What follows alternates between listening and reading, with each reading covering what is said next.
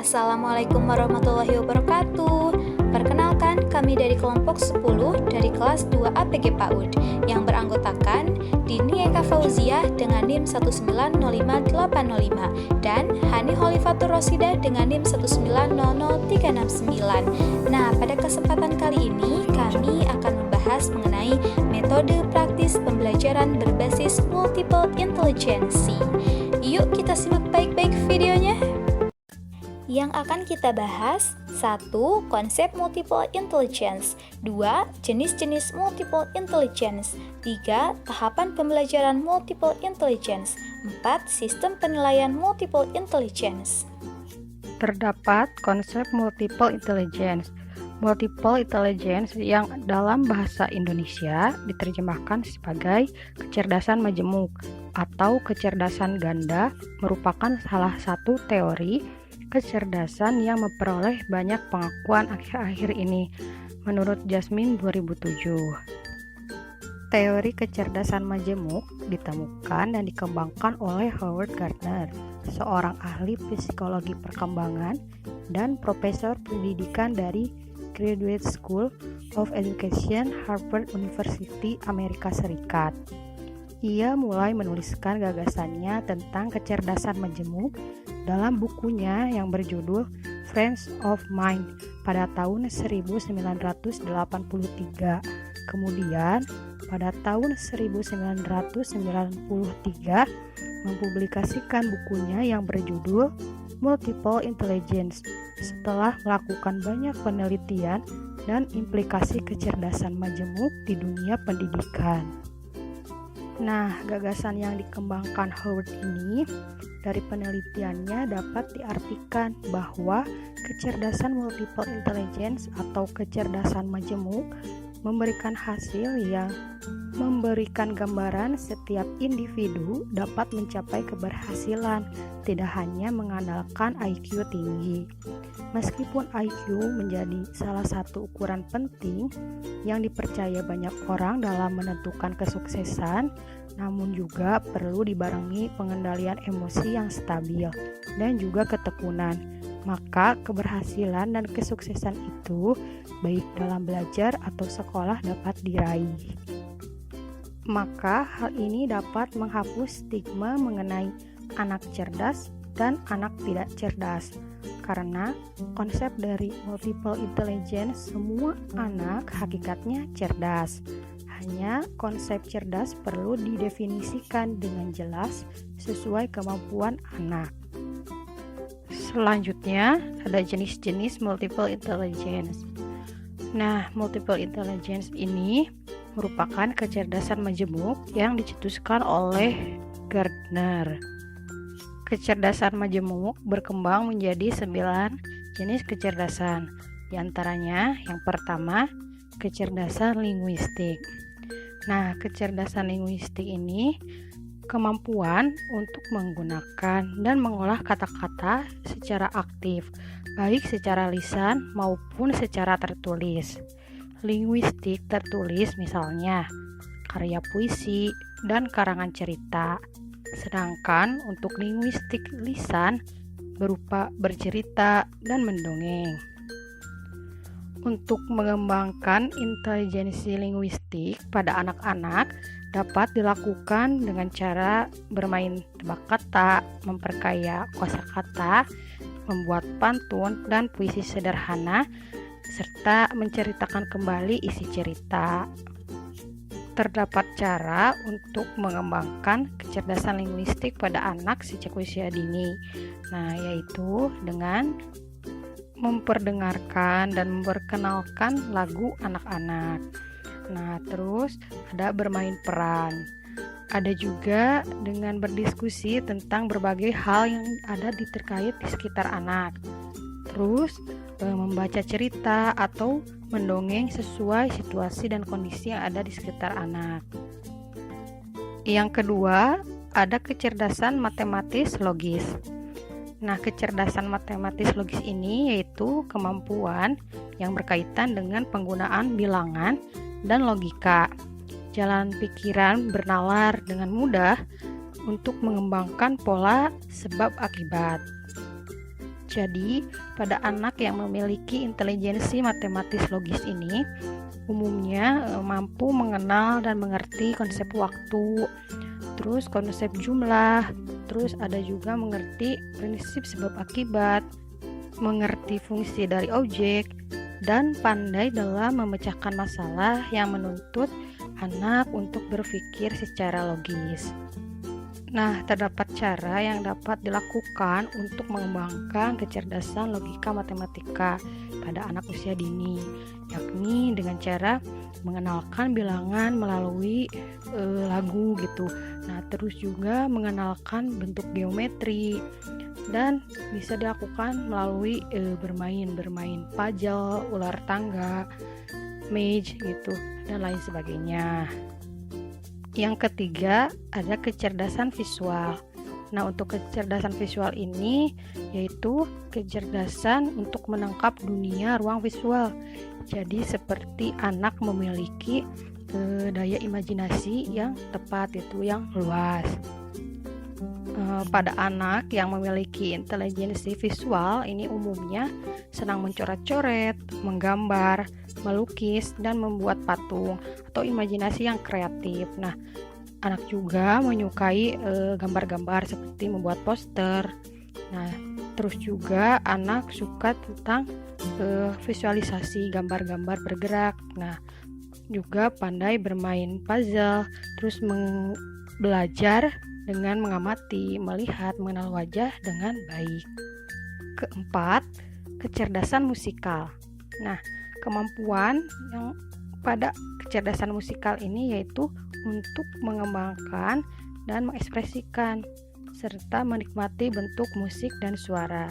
Jadi, anak yang memiliki kecerdasan musikal ini umumnya menyukai banyak jenis alat musik dan selalu tertarik pada alat musik. Terus anak juga mudah mengingat lirik, lagu, peka terhadap suara-suara, mengerti nuansa dan emosi yang terkandung dalam sebuah lagu, senang mengumpulkan lagu, mampu menciptakan musiknya sendiri sesuai kreativitasnya, dan senang bermain dengan suara-suara gitu, dan anak juga senang bernyanyi. Kelima, ada kecerdasan kinestetik. Nah, kecerdasan kinestetik itu adalah suatu kemampuan menggunakan tubuh atau gerak tubuh untuk mengekspresikan gagasan dan perasaan. Pengembangan intelijensi kinestetik pada anak-anak itu dapat diasah dengan menari, senam, menirukan gerakan, pantomim.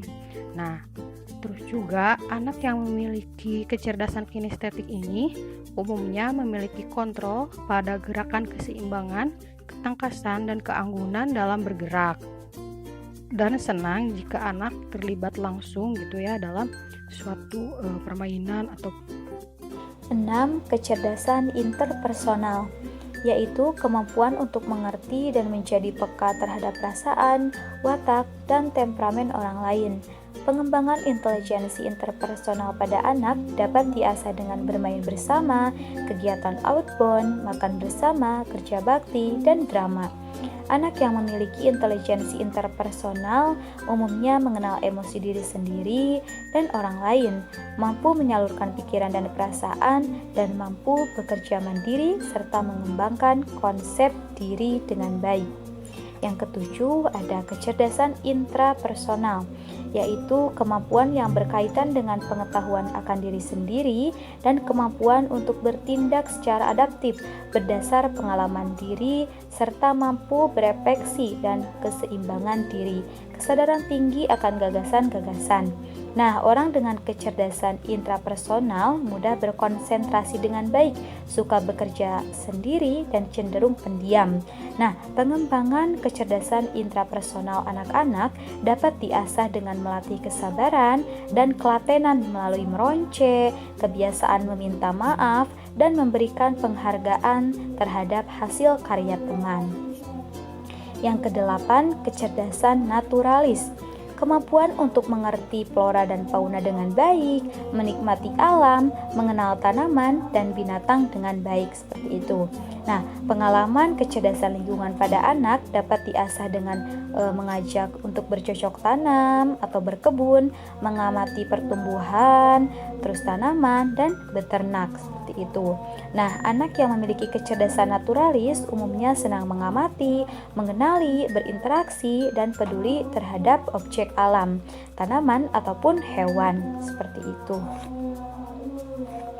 Yang kesembilan ada kecerdasan spiritual. Nah, kecerdasan spiritual merupakan kemampuan yang berkaitan dengan kepekaan dan kemampuan seseorang untuk menjawab persoalan-persoalan eksistensi manusia. Nah, pengembangan kecerdasan spiritual pada anak dapat diasah dengan menceritakan tujuan hidup manusia, apa saja yang harus dilakukan, dan lain sebagainya. Anak dengan kecerdasan eksistensial umumnya memiliki kecerdasan tinggi dalam menjalankan kewajiban terhadap Tuhan dan memiliki upaya untuk menjadi lebih baik. Nah, kecerdasan ini berkaitan erat dengan pengalaman spiritualis seseorang, seperti itu. Tahapan pembelajaran multiple intelligence. Tahapan pembelajaran model multiple intelligence dapat diterapkan pada proses pembelajaran di PAUD, yaitu disesuaikan dengan tahapan pembelajaran. Nah, tahapan pembelajaran model ini dikemukakan oleh Richard and Rogers. Tahapan tersebut diantaranya yang pertama, tahap membangkitkan intelligence.